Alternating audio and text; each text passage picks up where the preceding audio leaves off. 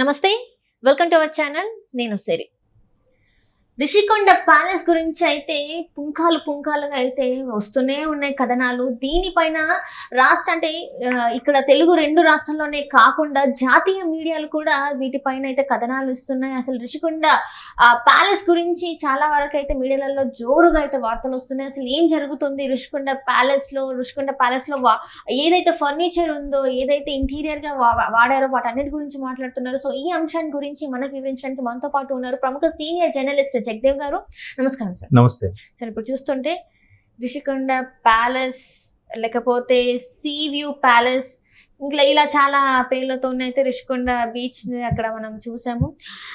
కొన్ని కోట్ల విలువతో కట్టిన ఒక ప్యాలెస్, అసలు అది 500 కోట్ల పైన అంటున్నారు. చాలా ఖర్చుతో జగన్మోహన్ రెడ్డి గారు స్పెషల్ గా డిజైన్ చేయించుకున్నారు అంటున్నారు. దాని వెనకాల భారతి గారి పేరు వినిపిస్తుంది, సజ్జన గారి పేరు వినిపిస్తుంది, అండ్ ఇంకొక కొత్త పేరు తెరపైకి వచ్చింది, సుప్రియ రెడ్డి అని చెప్పేసి తన పేరు కూడా వినిపిస్తుంది. సో ఇంతమంది పేర్లు వినిపిస్తున్న ఈ తరుణంలో జాతీయ మీడియాలు కూడా మాట్లాడుతున్నారు అనమాట రిషికొండ ప్యాలెస్ గురించి, సీవ్యూ ప్యాలెస్ అని చెప్పేసి మాట్లాడుతున్నారు. అసలు ఏం జరుగుతుంది సార్?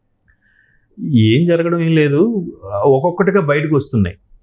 అంటే ఋషికొండ ప్యాలెస్, అది ఋషికొండ బీచ్ లో ఉండే ఒక కొండని దొలిచేసి అలా కట్టారు.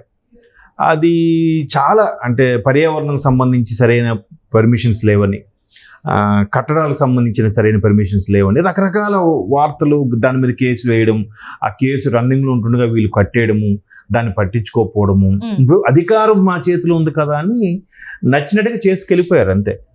అయితే ఎప్పుడైతే ప్రభుత్వం రాలేదో, అంత ఘోర పరాభవం అయిందో, ఇప్పుడు ఈ ప్రస్తుత ప్రభుత్వం టీడీపీ కూటమి ప్రభుత్వం ఏదైతే ఉందో దాన్ని అసలు ఏంటి, ఎందుకు అంత గుంభనంగా ఉంచారు, అసలు నిజంగా కన్స్ట్రక్షన్ అయిన తర్వాత 2019 దసరా తర్వాత పరిపాలన వైజాగ్ నుంచి ఉంటుందన్న పెద్ద మనిషి 2020 దసరా అయిపోయింది, 2021 దసరా, 22 దసరా, 2023 దసరా అయిపోయింది కూడా. ఎందుకు మరి ఓపెన్ చేయలేదో, ఎందుకు చేయలేదో తెలియదు. అంటే మళ్ళీ మేమే వచ్చేస్తాం అప్పుడు చూసుకుందామని అనుకున్నారా, లేదా వాళ్ళ స్వప్రయోజనాల కోసం కట్టుకున్నారా, లేదా మళ్ళీ మేమే వస్తే ఆ తారుమారు చేసి జీవోలు మార్చేసి మొత్తానికే కైవసం చేసుకుందాం అనుకున్నారో తెలియదు. కానీ ఒక సినీ సెట్ని, ఒక బాహుబలి సెట్ని తలపించేలాగా ఉందంటది. ఉందంటే మనం కూడా అంటే లైవ్లో చూసాం, దగ్గరికి వెళ్ళి చూడలేదు కానీ లైవ్లో చూసాం. అంటే నేనైతే బయట నుంచి చాలా సందర్భాలు చూశాను, ఆ రోడ్లో అక్కడ వాళ్ళం కాబట్టి ఆ పక్క నుంచి వెళ్ళేటప్పుడు గట్రా చూసిన సందర్భాలు ఉన్నాయి. అయితే దీని మీద చాలా ఇదే అంశం మీద సరిగ్గా మీరు అబ్జర్వ్ చేస్తే 2014 ఎన్నికలకు ముందు కూడా లోటస్ పాండ్ గురించి ఇట్లాంటి కథనాలు వచ్చాయి. ఒక 60 బెడ్రూమ్లు ఉన్న పెద్ద ప్యాలెస్, లోటస్ పాండ్లో ప్రతిదీ ఖరీదైనది అని రకరకాల కథనాలు. ఆ తర్వాత బెంగళూరులో కూడా ఒక ప్యాలెస్ ఉందని, ఆ ప్యాలెస్ కూడా అది ఒక భూతల స్వర్గం అని రకరకాలుగా వార్తలు వచ్చాయి. ఇప్పుడు మళ్ళీ రెండింటిని తలదన్నేలా, ఆ రెండింటిని మైమరిపించే చేసేలాగా ఈ ఋషికొండ ప్యాలెస్ ఉందంట. ఎంత అంటే ప్యాలెస్ అనేది ఒక వంతు అయితే దాంట్లో వాడే ఫర్నిచరు అదంతా. అంటే ఫర్ ఎగ్జాంపుల్ 500 కోట్లు అయిందో మీరు అంటున్నారు, అంటే అది బయటికి చెప్పింది అధికారంగా, అనధికారంగా ఎంత ఉందో. అంటే 500 కోట్లలో 250 కోట్లు కన్స్ట్రక్షన్కి అయి ఉంటే మిగతా 250 కోట్లు కేవలం ఫర్నిచర్గా అయి ఉంటుందని నా అనుమానం. ఎందుకంటే ఒక్కొక్క సీలింగ్ ఫ్యాన్ కూడా చూస్తే ఇంకెలా ఉందంటే హాలు, పెద్ద హాలు, నిజంగా ఇంట్లో కూడా చిన్న ట్రాలీ పెట్టుకోలేము. ఈ బెడ్రూమ్ నుంచి ఆ బెడ్రూమ్కి వెళ్ళాలంటే నడవడానికి కూడా టైం పట్టేలా ఉన్నాయి, అంత పెద్ద భవంతి అది. ట్రాలీ వేసుకుంటూ వెళ్ళాలి. అట్లాగే ఉంది మనం వీడియోస్ చూస్తే. అసలు ఎంత వరస్ట్ కంపారిజన్ అంటే కంపారిజన్ కాదు, ఇన్ఫర్మేషన్ బయటకు వచ్చిందంటే ఆఖరికి వాష్రూమ్లో కమోడ్కే 3.5 లక్షలు ఎంతో ఖర్చు. 3.5 లక్షలు చెప్తున్నా సార్. బయట వచ్చిన టాక్ ఏంటంటే 14 నుంచి 15 లక్షలు ఉందని చెప్పేసి. 3.5 లక్షలు కూడా ఇట్స్ నాట్ ఏ జోక్ అమ్మా. మ్యాక్సిమం బాగా స్టైలిష్గా ఉండేది అయితే నాకు తెలిసి 60,000-70,000 వరకు ఉంటుంది, అన్ని రెట్లు. ఆ తర్వాత ఆయన నేషనల్ మీడియాకి ఇచ్చిన ఇంటర్వ్యూలో కూడా బంగారు సింహం ఉండే కుర్చీలు, బంగారు పోతుండే సింహం కుర్చీలని కూడా వార్తలు వచ్చాయి. అవి ఊరికే కోటింగ్ వేయి ఉంటుంది, అట్లా డిజైన్ అయి ఉంటుంది అనుకున్నా. కానీ ఇప్పుడు ఇవన్నీ చూస్తుంటే వాస్తవం అనిపిస్తుంది.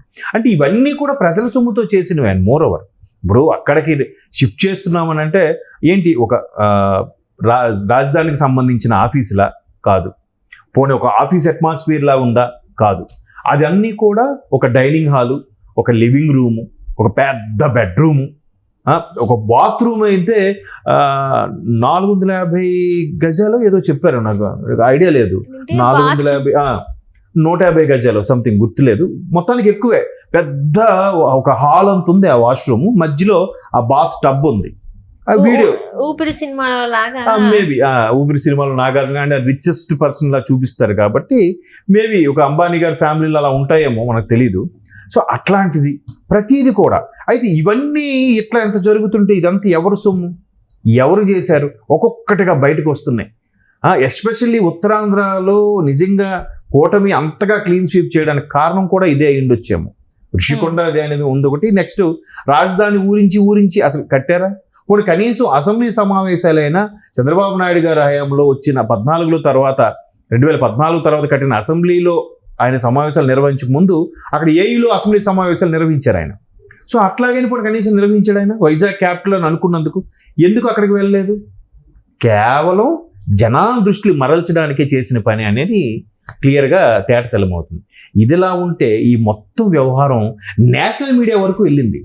జనరల్గా వెళ్తుంది, కానీ నేషనల్ మీడియా కూడా ఈ రేంజ్లో ఉతికారేస్తారని నేను అనుకోలేదు. జనరల్గా అంత ఇంట్రెస్ట్ తీసుకోరు కదా. ఏంటి నేషనల్ మీడియా అంటే ఏదో మన స్టేట్కి సంబంధించింది, కూటమి గెలిచింది ఇన్ని సీట్లతో ఒక న్యూస్ లేదా ఒక హాఫ్ అన్ అవర్ ఆర్టికల్ మహా ఉంటుంది ఒక రోజంతా.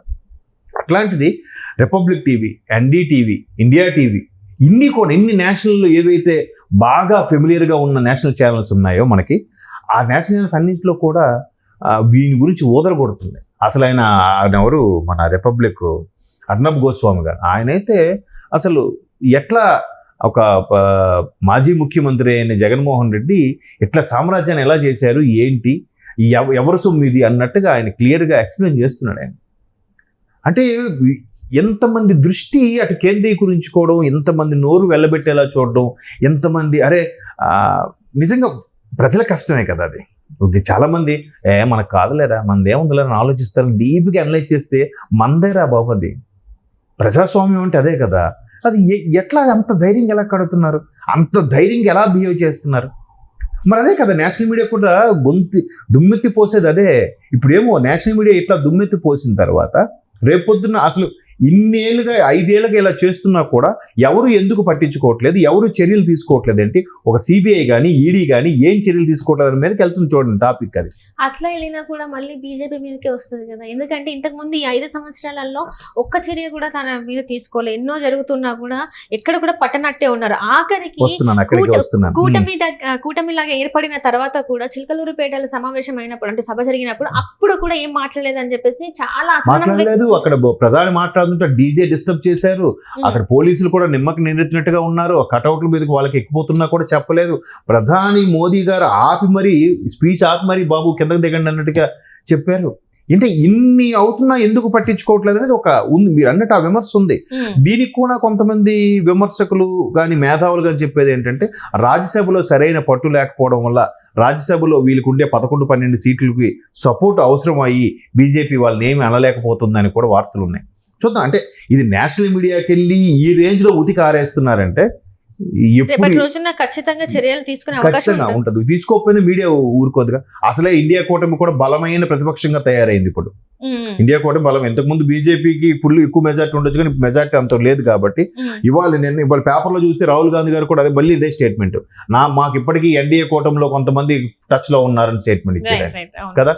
సో అందుకు వాళ్ళు కూడా ఇకపై ఎవరు దొరికినా వాళ్ళ ప్రతిపక్షాల కోసమైనా చర్యలు తీసుకోవాలి.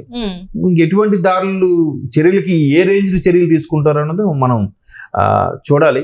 ఏదైనా కాలం కర్మం కలిసి రావాలమ్మా. Right sir. మరి చూడాలి రాబోయే రోజులలో మరి జగన్మోహన్ రెడ్డి గారి పైన ఎట్లాంటి చర్యలు తీసుకుంటారు ప్రభుత్వం అనేది చూడాలి. మరి కొన్ని రోజులైతే మనకు తెలుస్తుంది.